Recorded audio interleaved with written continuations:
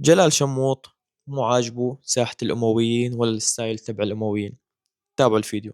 لما الاقي عجب ساحه الامويين بالاخير بضايق اربع خمس اراجيل بنص الساحه وعالم واقفه وكذا، هي مو هي ساحه الامويين انا متعود عليها.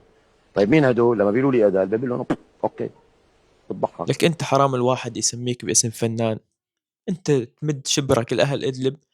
أشو لخاي. لك إدلب.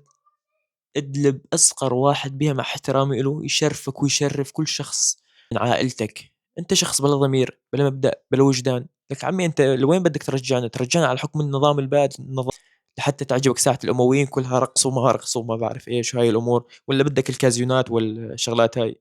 لك عمي لا أنت ولا غيرك يطلع لك على الجمعة تدلب لك. أنا كابن دير زور أفتخر بإدلب وأفتخر بكل المحافظات السورية. فعلا شخص بلا ضمير بلا مبدأ وبلا وجدان. واطي. اكتبوا لي آراءكم بالتعليقات.